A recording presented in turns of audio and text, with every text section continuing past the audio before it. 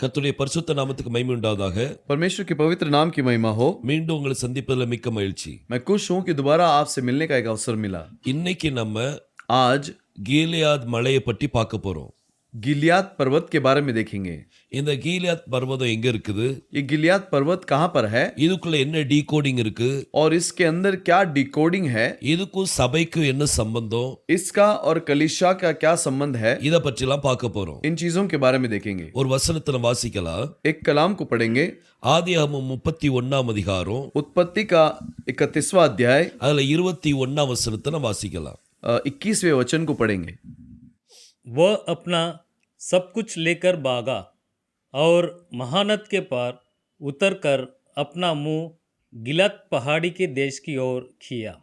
பாருங்க, பைபிள் சொல்லுது, देखिए कलाम कहती है இங்க கிலியாத் மலையை பற்றி பேசுறார். गिलियाद पर्वत के बारे में बोला गया है। இந்த கிலியாத் அப்படின்னு சொல்லியாச்சுன்னா गिलियाद ऐसे बोलते ही அது அது அந்த கீலியாத் பர்வதம் எங்க இருக்கு அப்படின்னு முதல்ல தெரியணும். ये गिलियाद पर्वत कहाँ पर है वो उसे जानना है। இந்த கீலியாத் எங்க இருக்குன்னா ये गिलियाद कहाँ पर है, யோர்தானுக்கு கிழக்க, यर्दन के पूर्व में।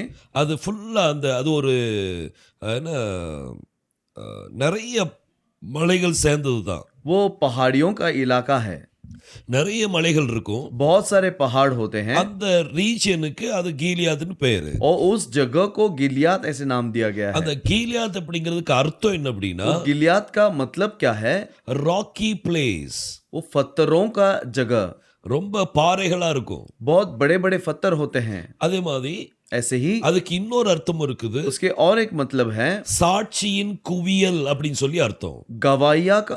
गवाहियों का ढेर, ये मतलब है। சோ இப்படி அதனுடைய மீனிங் இருக்குது. ऐसे इसका मतलब है। சோ முதல் மீனிங் என்னது, पहला मतलब क्या है, அது ஒரு என்ன நிறைய ராக்கி பிளேஸ். वो पत्थरों का जगह है। அப்புறம் ரெண்டாவது மீனிங் என்னன்னா, और दूसरा मतलब क्या है, அது சாட்சியின் குவியல். वो गवाहियों का ढेर है। பாருங்க, இத பற்றி இன்னும் டீடைலா பார்க்கலாம். इसके बारे में और देखेंगे। இதனுடைய டீகோடிங் நம்ம பார்க்க போறோம். इसका डिकोडिंग हम देखने वाले हैं। இந்த கீலியாத் அப்படிங்கிறதுக்கு गिलियाद इस शब्द को ஹீப்ருல 4 எழுத்து வரும். हिब्रू में 4 अक्षर होते हैं। ஒன்னு கிம்மல், एक गिमल है, அப்புறம் லாமட், लामेद, அப்புறம் ஆயின், आइन அப்புறம் டாலேத். और दैलत। இந்த 4 எழுத்து சேர்ந்தது தான் ये 4 अक्षर को ही அத கீலியாத்னு சொல்லுவோம். गिलियाद बोलते हैं। இப்போ இந்த கீலியாத்தை ரெண்டா பிரிக்கலாம். अब गिलियाद को 2 भाग करेंगे। அது முதல் 2 எழுத்தையும் கடைசி 2 எழுத்தையும் பிரிச்சிருவோம். पहले 2 अक्षर और आखिरी 2 अक्षर, इन दोनों को अलग करेंगे। முதல் 2 எழுத்துக்கு அர்த்தம் என்னன்னா, पहले 2 अक्षर का मतलब क्या है, அதை உச்சரிக்கும் போது கால்னு சொல்லுவாங்க. उसे बोलते समय गाल बोलते हैं। அதுக்கு அர்த்தம் என்ன அப்படின்னா, उसका मतलब क्या है, கற்களின் குவியல். वो पत्थरों का ढेर, சோ கற்களை குவிச்சு வைப்பாங்க, और पत्थरों का ढेर बना के रखते हैं, அதுதான் கால். वही गाल है। அப்புறம் அடுத்த 2 எழுத்து எடுத்தீங்கன்னா, और आखिरी 2 अक्षर को लेंगे तो அதை எட்னு சொல்லுவாங்க. एड बोला जाता है। எட் அப்படின்னா சாட்சி. एड का मतलब गवाही। அப்ப இது எதனுடைய குவியல், तो ये किसका ढेर है, இது சாட்சியின் குவியல். ये गवाहियों का ढेर है। அது கற்களின் குவியல் என்று சொல்லலாம். पत्थरों का ढेर भी बोल सकते हैं। சோ ஒரு பக்கம் கால், एक तरफ गाल இன்னொரு பக்கம் சாட்சி, और दूसरे तरफ गवाही। இந்த ரெண்டு தான் ரொம்ப முக்கியமானது. ये दोनों महत्वपूर्ण है। இத பற்றி நம்ம நிறைய பார்க்கலாம். इसके बारे में बहुत देख सकते हैं। ஆனா உங்க மத்தியில நான் 3 சாட்சி நான் வைக்க போறேன். लेकिन आपके बीच में मैं 3 गवाहियों को रखता हूं। முதல்ல யாக்கோபு பற்றி பார்க்கலாம். पहले याकूब के बारे में देखेंगे। யாக்கோபு லாபானை விட்டு போகும்போது, याकूब जब लाबान को छोड़कर जा रहा था, அப்போ இந்த லாபான் அவனை துரத்திட்டே போவான். तब लाबान उसका पीछा कर रहा था। அவனை எங்க போய் சந்திப்பான்னா, उसे कहां जाकर भेंट करता है, கீலியாத் மலையில போய் சந்திப்பான். वो गिलियाद पर्वत में जाके भेंट करता है। அங்க ஒரு பொருத்தனை பண்ணுவான். वहां पर एक प्रतिज्ञा करता है। பாருங்க, ஒரு வசனம் வாசிக்கலாம். एक वचन को पढ़ेंगे। ஆதியாகமம் 31 அதிகாரம் उत्पत्ति का 31वां अध्याय அதுல 46 இருந்து 48 வசனம் வரைக்கும் வாசிப்போம். 40 से लेकर 48 तक पढ़ेंगे। तब याकूब ने अपने भाई बंधुओं से कहा, पत्थर इकट्ठा करो। यह सुनकर उन्होंने पत्थर इकट्ठा करके एक ढेर लगाया और वहीं ढेर के पास उन्होंने भोजन किया। उस ढेर का नाम लाबान ने तो यजरा यहूदिया, पर याकूब ने जिलियात रखा। लाबान ने कहा कि यह ढेर आज से मेरे और तेरे बीच साक्षी रहेगा। इस कारण उसका नाम जिलियात रख गया। பாருங்க பைபிள் சொல்லுது देखिए कलाम कहती है, இந்த லாபான் இந்த யாக்கோபை சந்திச்ச உடனே लाबान जब याकूब से भेंट किया, அங்க கற்களின் குவியலை வச்சாங்க. वो पत्थरों का ढेर बनाया। யாக்கோபு என்ன சொன்னா அப்படின்னா, याकूब ने क्या कहा? கற்களின் குவியல் செய்யுங்க. पत्थरों का ढेर बनाओ। நல்ல நிறைய கற்கள் எடுத்து குவியல் பண்றாங்க. बहुत सारे पत्थरों को लेकर वो ढेर बनाते हैं। இந்த கற்களின் குவியலுக்கு என்ன சொல்வீங்க? ये पत्थरों के ढेर को क्या बोलेंगे? அது பண்ணிட்டு उसे करके அது யாக்கோபு அதுக்கு பெயர் வைக்கிறார். याकूब उसके लिए एक नाम देता है। அது கிலாத் அப்படின்னு சொல்லி பெயர் வைக்கிறாங்க. गिलाद करके नाम देता है। அந்த கிலாதுல அதே பெயர் தான், वो गिलाद वही नाम है, அதே மவுண்டன் பெயர் தான். वही पर्वत का नाम है। அந்த கிலாதுல ரெண்டா பிரிச்சோம். और गिलाद को हमने दो भाग किया, ஒன்னு கற்களின் குவியல், एक पत्थरों का ढेर இன்னொன்னு சாட்சி.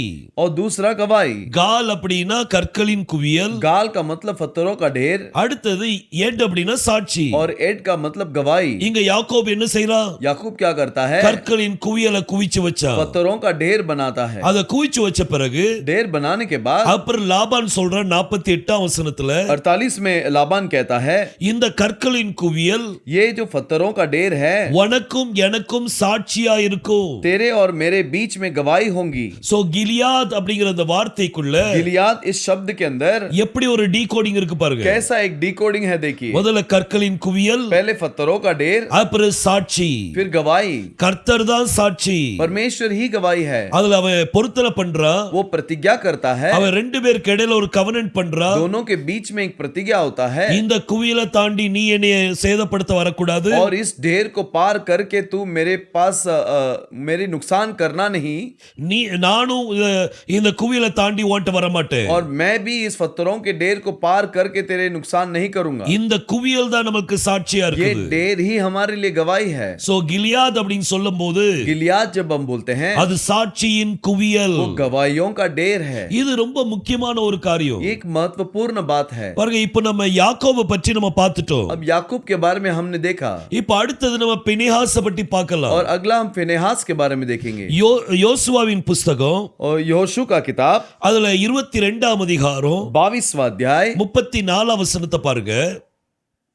34वें वचन को पढ़ेंगे।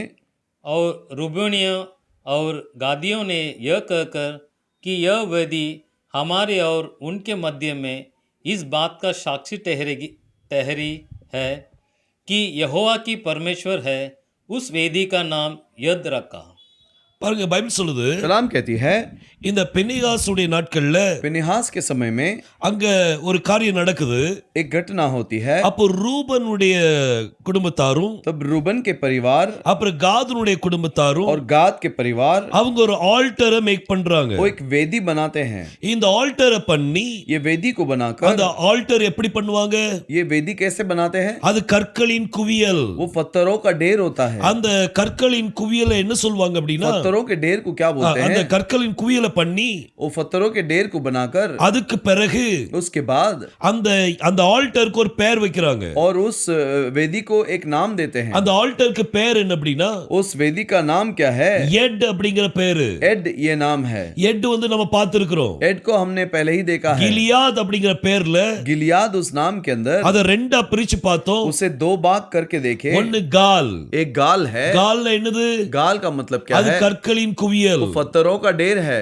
இங்க ரூபன் குடும்பத்துல என்ன செய்றாங்க? और रूबन के परिवार में क्या करते हैं? கற்களின் குவியல்ல ஒரு ஆல்டர் பண்றாங்க. पत्थरों के ढेर में एक वेदी बनाते हैं। ஆல்டர் பண்ணிட்டு वेदी बनाकर அந்த ஆல்டருக்கு ஒரு பெயர் வைக்கிறாங்க. उस वेदी को एक नाम देते हैं। அதுக்கு எட்னு பெயர் வைக்கிறாங்க. उसको एड ये नाम दिया गया எட்னு है। அர்த்தம் என்ன? एड का क्या मतलब है? அது சாட்சி. वो गवाही है। சோ இந்த குவியல், ये जो ढेर है, இந்த ஆல்டர் ये वेदी கர்த்தருக்கும் நமக்கு இடையில சாட்சியா இருக்கும். परमेश्वर और हमारे बीच में गवाही होगी। எப்படி அருமையா அந்த காரியத்தை செஞ்சிருக்காங்க कैसे பாருங்க. अद्भुत रीति से वो चीज को किया है, இது देखिए। அப்படியே டைபாலஜி பண்ணி பாத்தீங்கன்னா इसका जो टाइपोलॉजी करके देखेंगे तो ரொம்ப அருமையான காரியங்கள் அடங்கி இருக்குது. बहुत अद्भुत चीज छिपे हुए हैं। சோ கற்களின் குவியல் पत्थरों का ढेर அதுதான் கால். वही गाल है। அடுத்தது சாட்சி, और अगला गवाही அதுதான் எட். वही एड है। சோ கிலியாத் அப்படின்னு சொன்னா गिलियाद जब हम बोलते हैं, சாட்சியின் குவியல். वो वो गवाहियों का ढेर है। சோ இந்த ரூபன் ஜனங்கள் ये रूबानी लोग ஒரு ஆல்டர் பண்ணி एक वेदी बनाकर, கற்களின் குவியலை பண்ணி पत्थरों का ढेर बनाकर, அது கர்த்தருக்கும் நமக்கு இடையில சாட்சியா இருக்குன்னு சொல்றாங்க. और परमेश्वर और हमारे बीच में गवाही होगा ऐसे அந்த बोलते हैं। ஆல்டருக்கு उस वेदी को அவங்க எட்னு பேர் வச்சாங்க. एड ऐसे नाम रखा। அதே போல ऐसे ही யெகோஷுவா என்ன செய்தார் यहोशुआ ने क्या किया? பாருங்க, மத்தேயு 16ஆம் அதிகாரம் मत्ती का 16वां अध्याय அதுல 18ஆம் வசனத்தை வாசிக்கலாம். 18वें वचन को हम पढ़ेंगे। और मैं भी तुझसे कहता हूँ कि तू पतरस है, और मैं इस पत्थर पर अपनी कलीसिया बनाऊंगा, और अधलोक के फाटक उस पर प्रबल ना होंगे। பாருங்க, பைபிள் சொல்லுது, कलाम कहती है, நீ பேதுருவா இருக்கிறாய், तू पतरस है, இந்த கல்லின் மேல். और इस पत्थर के ऊपर, எது மேல? किसके ऊपर? கல்லு மேல, पत्थर के ऊपर, ராக் மேல. वो पत्थर के ऊपर, அந்த ராக் தான் குவியல். वो पत्थरों का ढेर ही वो पत्थर है। அந்த ராக் மேல उस पत्थर के ऊपर என் சபையை கட்டுவேன். मेरे कलीसिया को बांधूंगा। இந்த எட்டுங்கிற வார்த்தை ये एड, ये जो शब्द है, அது சபையும் குறிக்கும். वो कलीसिया को भी दर्शाती है, சபைக்கும் எட்டுன்னு சொல்லுவாங்க. और कलीसिया को भी एड कहते हैं। சோ இந்த சாட்சி ये जो गवाही है சபைக்குள்ள காணப்படணும்.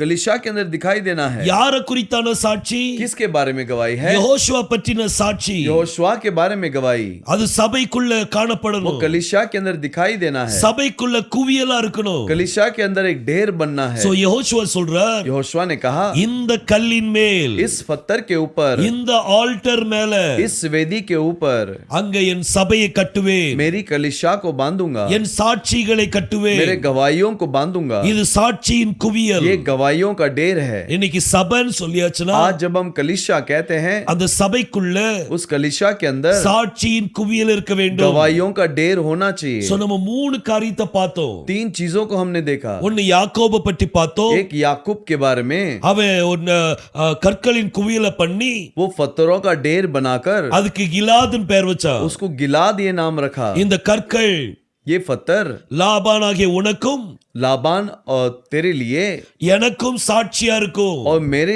बीच में गवाही होगी। ஒரு எட்டா இருக்கும். एक एड होगा। அதுமே ரூபன் குடும்பத்துல என்ன செய்தாங்க? ऐसे ही रुबेनी लोग ने क्या किया? அவங்க ஒரு ஆல்டர் பண்ணாங்க. उन्होंने भी वेदी बनाई, கற்களின் குவியல்ல பண்ணாங்க. पत्थरों के ढेर में बनाया, அதுக்கு எட்டுன்னு பேர் வச்சாங்க. उसको एड नाम दिया, சாட்சின்னு சொல்லி பேர் வச்சாங்க. गवाही ऐसे नाम दिया। இன்னைக்கு நம்ம வாழ்க்கையில आज हमारे जीवन में நம்ம ஒவ்வொருத்தரும் நம்ம சபையில எல்லாரும் சேர்றோம்ல, हम कलीसिया में सब लोग शामिल होते हैं। நம்ம எல்லாரும் ஒவ்வொரு கல்லுதான். हम सब एक पत्थर हैं। நம்ம எல்லாரும் சேர்ந்து हम सब मिलकर இந்த சாட்சியின் குவியலா மாறணும். इस गवाहियों का ढेर बनना है। அப்பதான் அது சபை. तब ही वो कलीसिया है। தேவனை குறித்தான சாட்சி இருக்கணும். परमेश्वर के प्रति गवाही होना चाहिए। யோசுவா சொன்னார், यहोशुआ ने कहा, இந்த கல்லின் மேல் என் சபையை கட்டுவேன். इस पत्थर के ऊपर मेरी कलीसिया को बांधूंगा। பாதாளத்தின் வாசல் அதை மேற்கொள்வதில்லை. अधोलोक के फाटक उस पर प्रबल नहीं होंगे। கிலியாத் அப்படிங்கிற மலையில गिलियाद इस पर्वत के ऊपर, அதனுடைய டீகோடிங் எவ்வளவு இருக்கு பாருங்க. उसका डिकोडिंग कैसा है देखिए। இது சாட்சியின் குவியல். ये गवाहियों का ढेर है। இன்னை உங்ககிட்ட அருமையான நிறைய சாட்சி இருந்துச்சுன்னா, यदि आपके पास बहुत सारे गवाहियां होगी, உங்க வாழ்க்கையில கர்த்தர் நிறைய சாட்சிகளை கொடுத்திருக்காருன்னா, आपके जीवन में परमेश्वर ने बहुत सारी गवाही दिया है, அப்ப நீங்க தான் கீலியாத் பர்வதம். तब आप ही गिलियाद पर्वत है। நீங்க கீலியாத் பர்வதமா இருக்கிறீங்க. आप गिलियाद पर्वत हैं। தேவனிடத்துல மகிமைப்படணும். परमेश्वर आपके ऊपर महिमा पाना है। இன்னைக்கு நம்மளுடைய வாழ்க்கை எப்படி இருக்குது?